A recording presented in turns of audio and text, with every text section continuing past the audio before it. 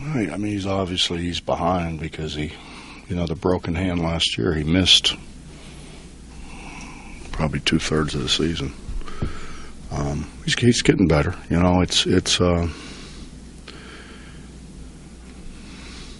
We're asking him to do a lot more things than what he's done before, and he's getting better. He gets better every day. He gets better. He plays harder every day. What is it you're asking him to do that he didn't do at LaSalle? Go out and guard on a perimeter. Catch it and pass it on the perimeter. We're asking him to do more things on the perimeter than what he's done before. Has he ever done much anything other than post up? Honestly, Dave, I didn't watch that much tape.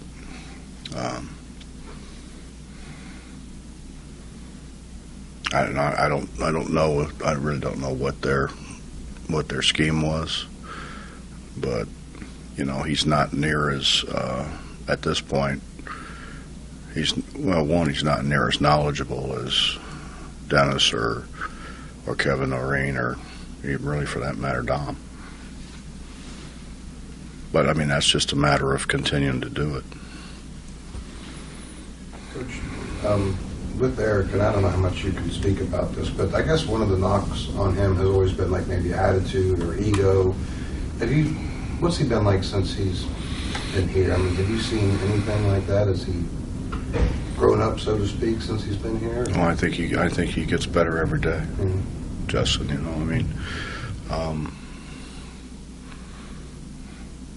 I think a lot of guys, they're used to when you're used to having a lot of success, and then all of a sudden you come in and you're not having the success that maybe you had before. You thought you were going to have. You start questioning, yourself or things. I mean, that happens every year. It's just a matter of doing it. You just got to do it and do it and do it and do it. I mean, I think he's certainly got the ability to pass the ball very well. It's just asking him to do things he hasn't done before.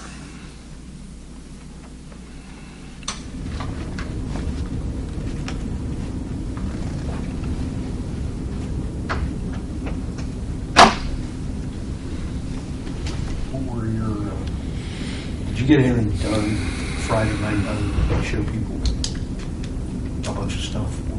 We watched a half an hour film. After that with them, which I think was good for them to see. You think you're screening, but you're not screening. You think you're cutting hard, but you're not cutting hard. I mean, I don't know. Right, wrong, or indifferent, we want to play faster, and so the majority of the work that we did, we had 2 hours a week. It's hard to get a whole lot done in 2 hours a week now. And a good portion of that was transition stuff. I mean, we were just awful in transition a year ago. We didn't get easy baskets, and it's just so hard to play when you don't get easy baskets. And when we felt like we had more guys. I mean, after we lost Kevin, we're asking Dennis to play probably more minutes than he was capable to play last year. Now he's 1,000 times better this year. He's in the best shape of his life. He's really running. We just didn't have any subs. And I think with more people, you can ask them to do more. They're not going to have to play as many minutes. And the idea being, they're going to be just as productive in less minutes than they would be, with more minutes, because they're going to be able to play harder. We're going to be able to have more possessions. Coach, the last couple of years, you put together some defensive teams that thrived on, making the other teams do what they didn't want to do, holding down scoring. As you're talking about playing faster and playing more in transition, does defense change at all with this group, or do you still go after those same goals? Can you extend the defense a little this year? Is it going to be a different defensive team? We'd like to. We haven't to this point. I was always taught that you have to fortify your the basket before you can move it on out, and so we're continuing to work on being able to do that, and as we get better at that, we'll be able to continue to extend it, further and further and further out. It's not always field goal percentage defense. When you get so spread out, you're going to give up a few more easy baskets. The hope is that you create enough turnovers that really that what it comes down to is wins and really scoring margin. And our scoring margin, as you know, was we won some close ones and we lost a bunch of close ones, and we don't want to make it close. It seemed like everything came down to, we made a bad pass, we made a dumb turnover, we missed the front end of a one-on-one, or at times we missed both ends of a two-shot foul. And hopefully that when you play a little faster, you have a little more possessions, we can get a little bit more of a cushion. The teams start hitting upper 60s, 70s on you. It's not a concern as much then? Not if we can get easy baskets. I mean, that's what we're trying to do. It's hard going in and playing the people that we've played and that we continue to play and say you have to hold them to 65 or we can't win. That's tough. And generally the team that wins gets easy baskets, and we've generated. You can generate that a lot of different ways. You can generate it off turnovers. You can generate it by beating people down the floor. But the way we've generated it in the past, well, really in the past everywhere I've ever been, is we have been for the last 5 years one of the best offensive rebounding teams in the Big East. We went from being the worst rebounding team in the Big East to the best rebounding team in the Big East. And you get easy baskets off of how many easy baskets does KJ get because he rebounds the ball. So, you can do it different ways, but I think the ideal thing is to be able to do it a multitude of ways where we still have to rebound the ball. Because when we rebound the ball, when everybody's so concerned about us rebounding the ball offensively, you're not leaking out. But then you can't throw it to them, And we went from having the best turnover percentage, assist to turnover ratio, then to one of the worst.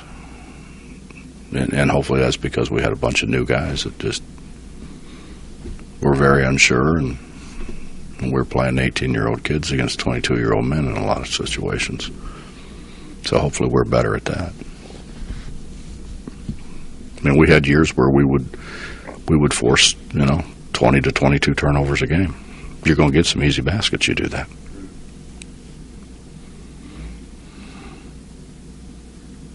What's it say about Juwan that he's considered a team captain? Having played an actual game with these guys.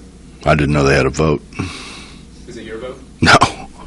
And every time I pick them, I pick the wrong one. No, I didn't know they voted yet. I saw that in the paper that they did. I mean, I think obviously it means he has respect to his teammates. But I honestly didn't know they had a vote. But they, he's tried. I mean, he's trying to be a vocal leader. But again, the difference between him and Eric was he didn't have a broken hand. Eric was in a cast. Eric was standing on the sideline. And I think that's hurt him. That's hurt his growth. Maybe nothing you can do about it, but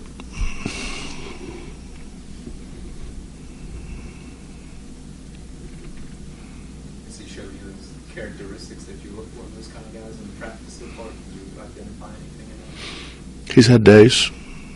He's had days where he's really rebounded the ball extremely well.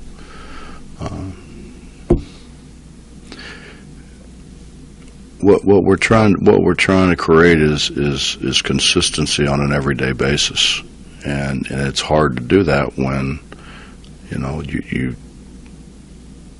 you haven't been made to whatever on a consistent basis, and it's really hard when you stand on the sidelines the whole time. It's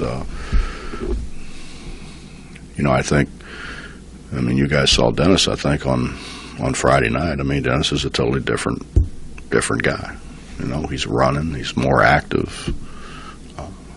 He's light years ahead of where he was defensively. But that's a guy who's been here for 3 years, and he ought to be better. Last year, you were talking about how you could look at the teams that are making a slide when Marine went down. You talk about Dennis is in better shape this year. You got Eric Murray to work with, Dom. Where does Noreen fit in this year? Could he be just as important this year? Well, Kevin's one of those guys that is, his statistics don't tell how valuable he is.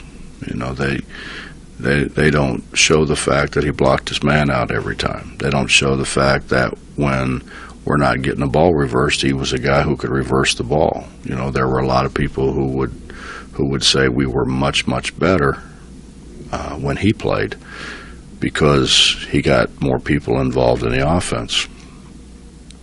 I said for a long time, Deshaun was so good because Day really understood how to play. And I think, Kevin probably of all of our guys probably has a better understanding of how to play. He's very unselfish, for a guy who doesn't run extremely well and can't jump at all. He gets his hands on a whole bunch of balls. He keeps balls alive, what we haven't been able to do is rebound the ball in flurries, miss a second shot, maybe miss a third shot and tip the fourth one in. Well, that's what Eric Murray gives you, because instead of being a jumping contest, it becomes a reaching contest, and there won't be a whole lot of people outreach him. And he's just got to continue to become more and more active. He's not as active as what we'd like for him to be.